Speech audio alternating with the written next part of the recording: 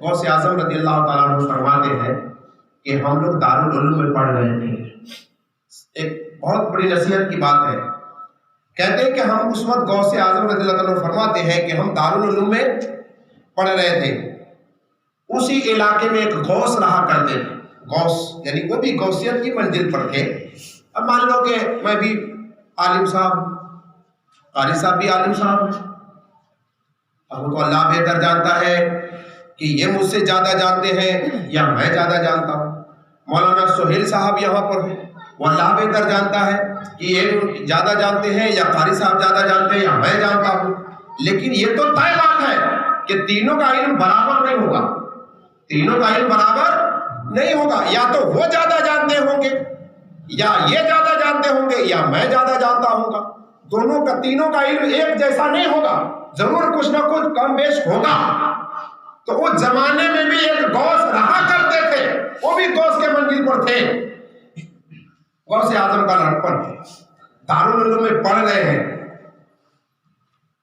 تو دارالعلوم کے لڑکوں میں آپس میں یہ بات ہوئی کہ ایک غوث ہے، وہاں پہ سب لوگ جایا کرتے ہیں اور سنا ہے کہ وہ بہت زیادہ جانکار ہے اور غوث ہے. ہم لوگ چلتے ہیں. کسی نے کہا کہ ہم ایسا سوال کریں گے اس سے، ایسا سوال کریں گے کہ اس بزرگ کے دانت کھٹے ہو جائیں گے. وہ کہتا ہے کہ میں غوث ہوں. کسی نے کہا کہ میں ایسا سوال پوچھوں گا کہ وہ چکر کھا جائے گا. اور ہر شاگردوں نے، لڑکوں نے الگ الگ نیتیں کی.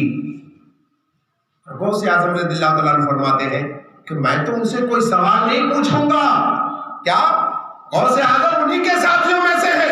کہتے ہیں کہ میں اس بزرگ سے کوئی سوال نہیں پوچھوں گا. میں تو اس بزرگ کے پاس جاؤں گا، ان کے ہاتھوں کو چوم لوں گا اور ان کے ہاتھوں کو اپنے سروں پر رکھ کر اپنے لیے دعائیں کرواؤں گا. ان سے دعائیں لوں گا، ان سے فیض لوں گا. ان سے کوئی سوال نہیں پوچھوں گا، ان کا امتحان نہیں لوں گا، ان کا پریکشا نہیں لوں گا، بلکہ ان سے دعائیں لوں گا. یہ سب ساتھی لوگ جاتے ہیں. غوث اعظم خود فرماتے کہ ہم اپنے ساتھیوں کے ساتھ گئے. اس میں ایک لڑکا جو تھا جس کا نام تھا ابن السقا، ان کے ساتھیوں میں سے ہے، غوث اعظم کے ساتھیوں میں سے ہے. ابن السقا نے اس بزرگ سے جو سوال پوچھے، تو سوال پوچھنے سے پہلے وہ بزرگ فرماتے ہیں بچوں اپنے اپنے سوالوں کو اپنی جگہ رکھو اور ہم تم کو تمہارے سوال بھی بتا دیتے ہیں اور اس کا ہم جواب بھی بتا دیتے ہیں. بچوں تم لوگ میرا امتحان لینے آئے ہو. ایک لڑکے کو کھڑا کیا، بیٹا تیرا سوال یہ ہے، بول ہے نا، بولو ہے کہ نہیں، یہ سوال ہے نا، یہی سوال تو مجھ سے پوچھنا چاہتا تھا. کہ ہاں، تاکہ اس کا جواب یہ ہے. پھر دوسرے کو بلایا، کہا کہ بیٹا تیرا سوال یہ ہے اور اس کا جواب یہ ہے. ابن السقا آیا، اس کو کہا کہ اے ابن السقا، سب سے زیادہ خباثت تیرے اندر بھری ہے اور میں دیکھ رہا ہوں کہ تیرے ماتھوں پہ کفر لکھا ہوا ہے. کیا تو نے ایسا سوال مجھ سے کرنا چاہا تھا کہ میرے 32 دانت کھٹے ہو جائیں؟ تیرا سوال یہ ہے اور اس کا جواب یہ ہے. اور سن،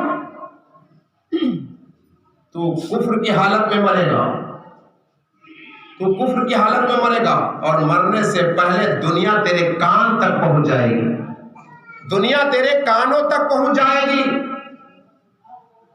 یہ کہا سائل لگو. اس کے بعد غوث اعظم رضی اللہ تعالیٰ عنہ آئے. کہا بیٹا عبد القادر آؤ، آؤ بیٹا آؤ. قریب بلایا، سینے سے چپکا لیا. اس بزرگ نے بالکل دلیری کے ساتھ، کشادگی دل کے ساتھ آپ کو گلے لگا لیا، سر پہ ہاتھ رکھا. بیٹا تیری نیت کتنی اچھی ہے کہ جب تو وہاں سے چلا تھا تو یہ دل میں نیت کر کے چلا تھا کہ میں اس بزرگ کا امتحان نہیں لوں گا، میں تو پریکشا نہیں لوں گا، بلکہ میں تو اس بزرگ کے دستے کرم کو چوم لوں گا، ان کا ہاتھ اپنے سروں پہ رکھواؤں گا اور ان سے خوب خوب میں فیض لوں گا. یہی تیری نیت تھی بیٹا، آ جا.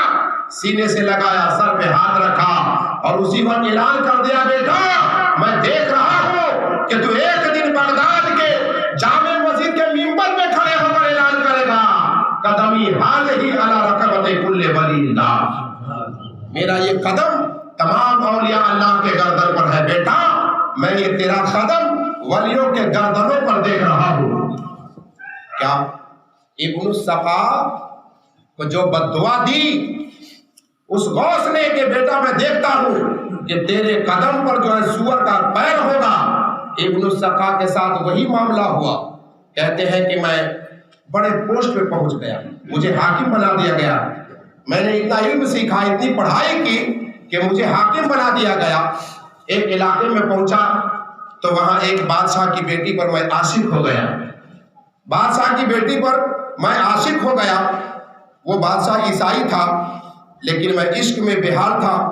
اس بادشاہ نے کہا کہ اگر تو عیسائیت قبول کرے گا تو میں اپنی بیٹی کا نکاح تیرے سے کرا دوں گا۔ میں راضی ہو گیا، دھرم پریورتن پر میں راضی ہو گیا، میں عیسائی بن گیا۔ کہا دوسری شرط یہ ہے کہ تجھے میرے اس سور کو چرانا پڑے گا۔ کہا کہ ٹھیک ہے میں وہ بھی کر لوں گا۔ جب سور کو چرانے کی نوبت آئی، جب سور کے پیر کو سور کو لے کے جب کاندھے پہ رکھا تو فوراً اس بزرگ کی بات یاد آئی۔ میرے بھائیوں، اس سے پتہ کیا چلا کہ دل میں غرور، بہت سے لوگوں کے اندر یہ ہوتا ہے کہ جس کو علم زیادہ ہو جاتا ہے تو چھلک چھلک کے برداشت نہیں ہوتا تو دوسروں سے سوال پوچھا کرتے ہیں، ان کا امتحان لیا کرتے ہیں، ان کا مطلب کہ وہ پریکشا لیا کرتے ہیں کہ کہاں تک ان کی پہنچ ہے۔ دوسروں کا امتحان لینے سے پہلے دنیا میں اللہ اور اس کے رسول سے بڑا کوئی عالم ہے؟ بولو، مکمل عالم کون ہو سکتا ہے؟ کوئی بھی مکمل عالم نہیں ہے، مکمل کوئی بھی عالم نہیں۔ امام اعظم ابو حنیفہ رضی اللہ تعالیٰ عنہ کے بارے میں سنا کہ آپ سے کسی نے پوچھ لیا کہ حضرت آپ تو بہت بڑے امام ہیں، عالم ہیں، کتا کب جوان ہوتا ہے؟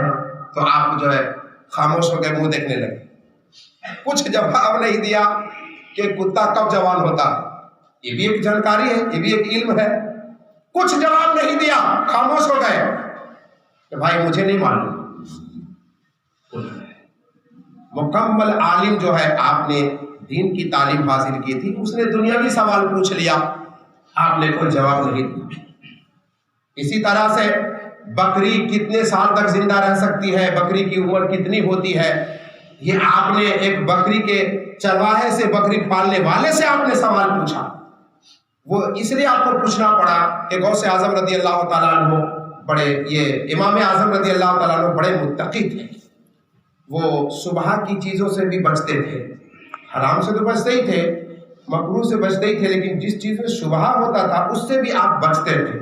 تو اس زمانے میں ایک انسان کی بکری چوری ہو گئی، بکری ہو یا بکرا ہو، چوری ہو گیا، تو آپ کو ڈر لگا کہ کہیں ایسا نہ ہو کہ وہی چوری ہوئی بکری کو کوئی ذبح کر دے اور وہ گوشت میں خرید کر کھا لوں، کہیں ایسا نہ ہو کہ گھوم کر کے وہی بکری کا گوشت میرے منہ میں چلا جائے۔